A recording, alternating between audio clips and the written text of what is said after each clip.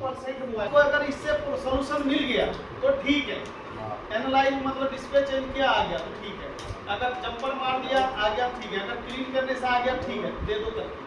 अगर इससे सोल्यूशन नहीं तो अब ये चीप लेवल में चला जाएगा। कहाँ जाएगा? नंबर 2 में सबसे पहले क्या देखना है? सबसे पहले देखना कोई भी लाइन शॉर्ट नहीं होना, क्या नहीं होना चाहिए? शॉर्ट नहीं होना चाहिए, इसलिए जीआर चेक करेंगे। क्या चेक करेंगे? जीआर लेना है,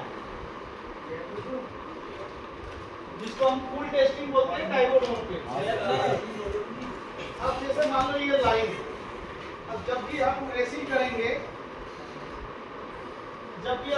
करेंगे तो ट्रेसिंग करते समय हमें 3 कंडीशन दिखाई देगा। कितने कंडीशन? 3 कंडीशन। पहला कंडीशन बताओ, लाइन पहले तो लाइन ओके होगा, क्या होगा? लाइन ओके होगा, लाइन ओके। पहला कंडीशन क्या दिखेगा? Line okay.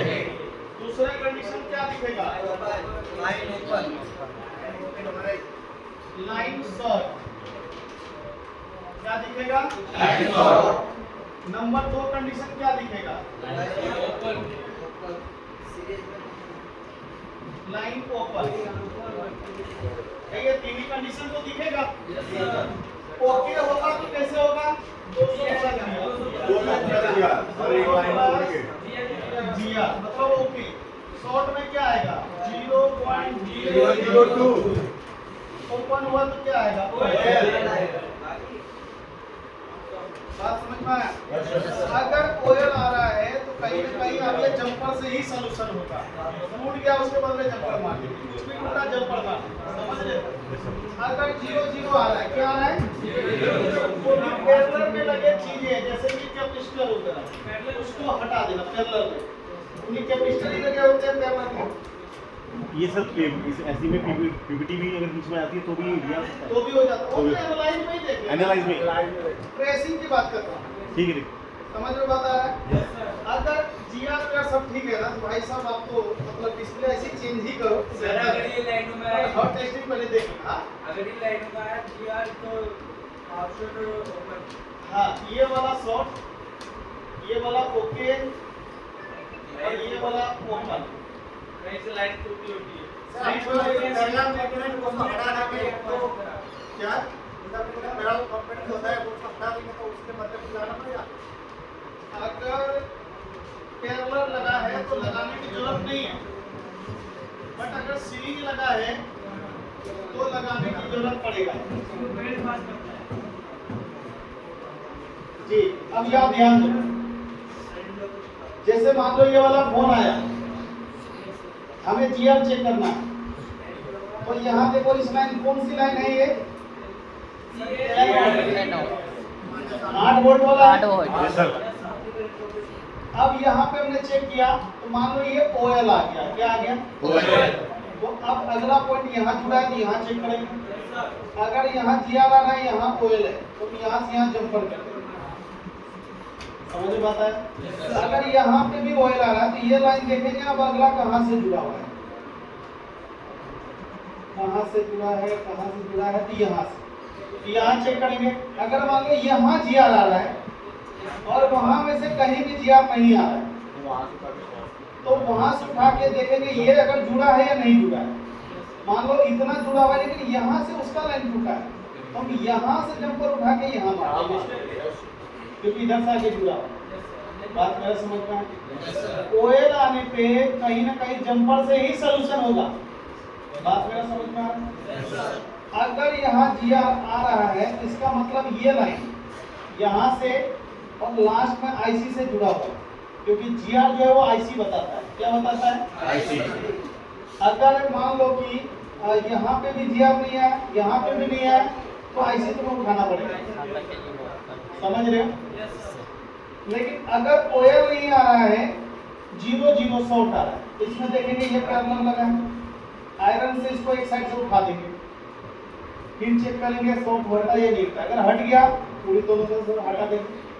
अगर इससे नहीं हटा तो अगला कंपोनेंट इसको आयरन से उठाएंगे, ये नहीं हुआ तो इसको आयरन से उठाएंगे। 3 में से कोई एक होगा ही होगा। अगर ये तीनों नहीं है तो आईसी होगा। बात समझ में आए? कोई दिक्कत? इसको हटाने से कोई दिक्कत नहीं है। क्या? अरे हमें तो पहले देखना है। केवल ये वाली कैपेसिटर खराब है तो आप लगाने की जरूरत है, बाकी ये और छोटा वाला होता है, अगर नहीं भी लगाया तो कोई दिक्कत नहीं। बात समझ में आया नहीं आया? लेकिन ज्यादातर ओएलईडी में खराबी ऐसी ही होता है, लाइन नहीं होता है। वजह यह है कि इसमें वोल्टेज कम बनता है। अगर पानी के संपर्क में आ गया तो कुछ भी हो सकता है। हाँ, अभी बात समझ में आया नहीं आया? अब डिस्प्ले में मैंने आपको बोला था कि मैं कुछ नया लेसन नहीं पढ़ाऊंगा, केवल डिस्प्ले से ही रिलेटेड पढ़ाऊंगा। तो अब मुझसे आप सवाल पूछ सकते हो क्या है क्या नहीं। आप सबको मैंने डायग्राम बनवाया था। Yes sir. फोटो समझ के डायग्राम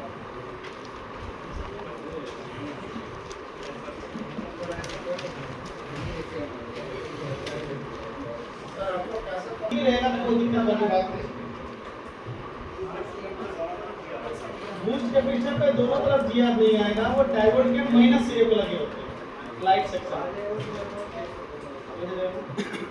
अगर कोई भी कंपोनेंट सीरीज में लगा है तो वो लगे होना चाहिए, चाहे वो फ्यूज हो चाहे वो फ्यूज ना हो, कोई और कंपोनेंट हो।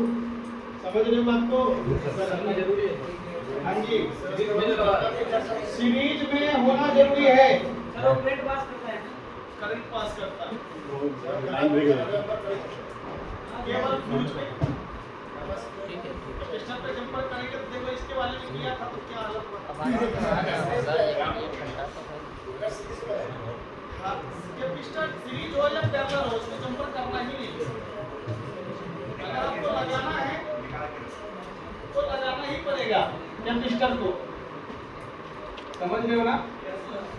अब कैपेसिटर क्या होता है? एक फिल्टर की तरह होता है। जैसे आप हमने बेसिक में पढ़ा होगा, कैपेसिटर जो करंट को फिल्टर करता है किस टाइप से, जैसे घरों में आरओ लगाते हैं ना, आरओ पानी में लगा देता है नल में। अब वो पानी क्या करता है कि जो भी अनवांटेड होता है उसको तो बहा देता है, खत्म कर देता है नहीं? जो अच्छे होते हैं उसमें गुड होते हैं उसको फिल्टर करके स्टोर कर लेता है। क्या कर लेता है? सेम उसी प्रकार से कैपेसिटर भी यही काम करता है। जो करंट चल रहा है उसमें लगा देता है तो क्या करता है, उसमें जो गुड होते हैं उसको स्टोर करके उसी लाइन में रखते हैं, जो बेड होते हैं उसको ग्राउंड कर देते हैं, खत्म कर देते हैं। सेम करते हैं पानी के आरओ वाला फिल्टर है, सेम उसी प्रकार से कैपेसिटर काम करते हैं आपके वाईफाई। और करंट हर एक चीज को फिल्टर करता है। समझ रहे हो ना? जैसे लाइट ऐसी वो खुद अपना फिल्टर करेगा, डिस्प्ले ऐसी वो खुद। इस वजह से ये सब आईसी के अंदर आपको ढेर सारे कैपेसिटर देखने को मिलेगा। ये कुछ सेकंड होगा, कुछ वोल्टेज का कैपेसिटर होता है, इसलिए एक नहीं कर सकता, ढेर सारे लगाए। समझ रहे बात को? नहीं तो अगर बिना फिल्टर वाला पानी पिएगा तो क्या होगा? बीमार हो जाएगा। लेकिन ऐसा नहीं कि जिस दिन पियोगे उसी दिन बीमार पड़ोगे। धीरे धीरे कैसे फोन आपका धीरे धीरे हो, पहले हैंग होगा, फिर डिस्प्ले जाएगा, फिर सीपीयू जाएगा,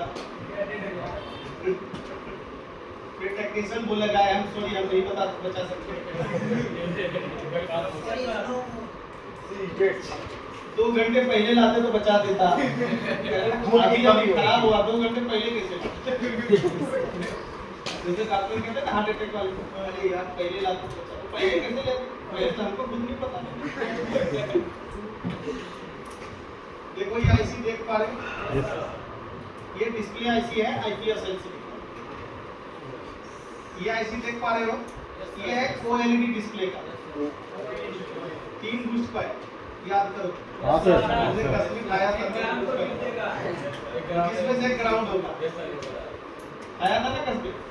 तोड़ के हटा मत देना, बोला शॉर्टिंग निकल गया। बहुत से लोग करते हैं। पहले मैं आईपीएस समझता हूँ।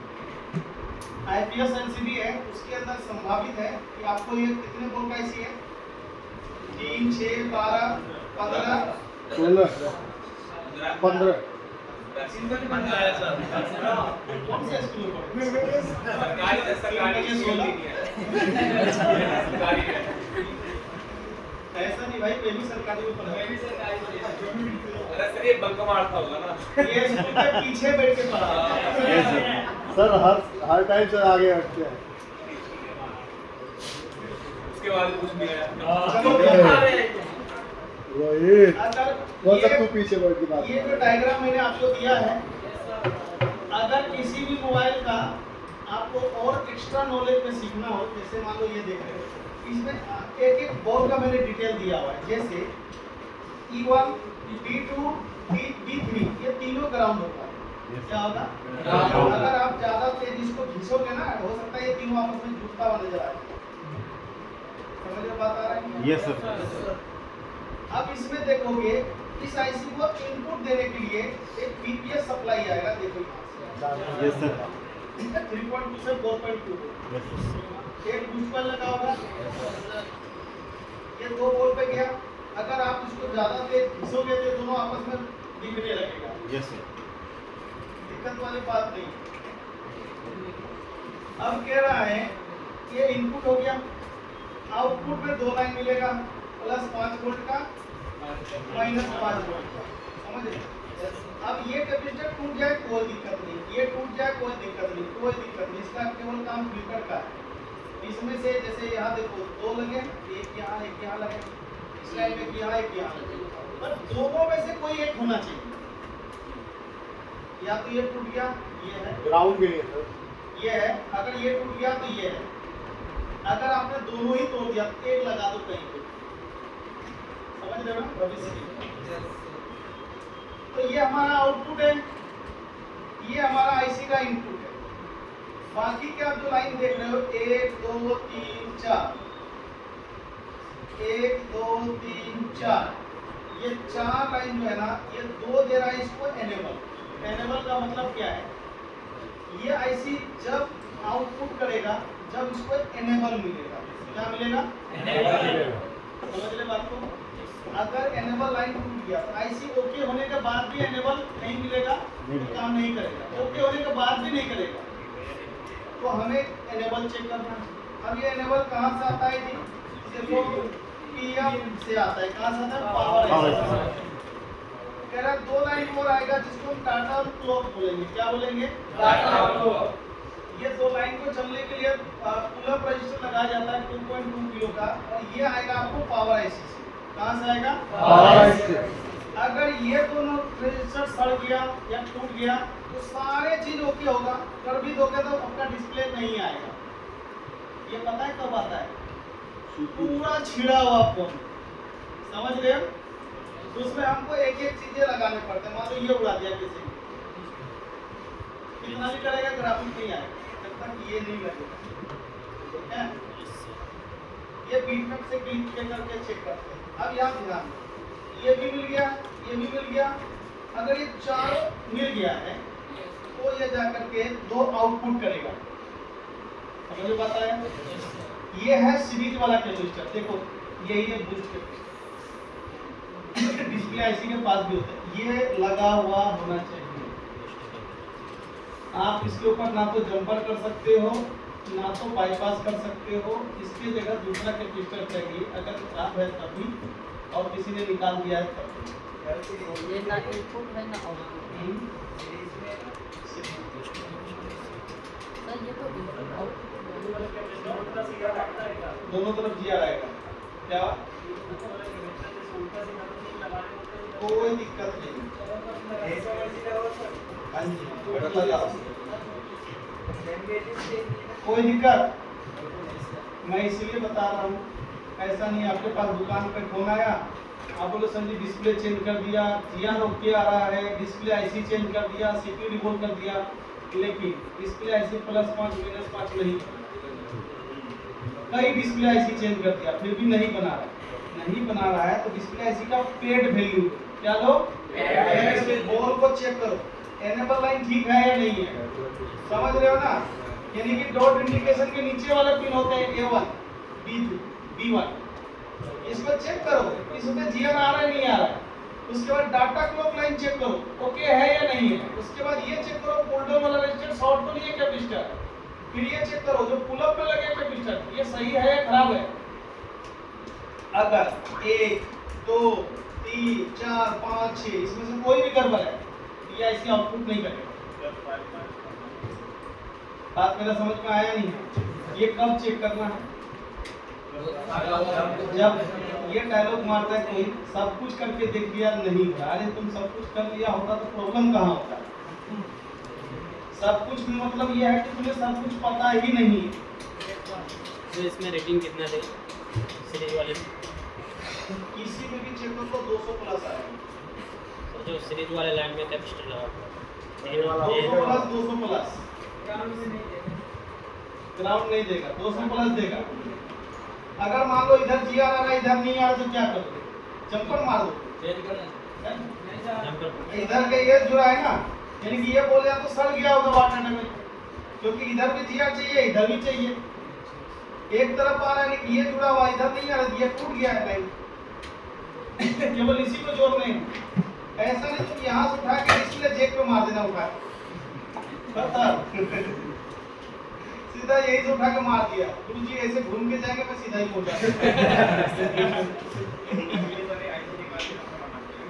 हाँ जी ये पता है कब आएगा जब वाटर डैमेज हेडसेट होगा तब आएगा।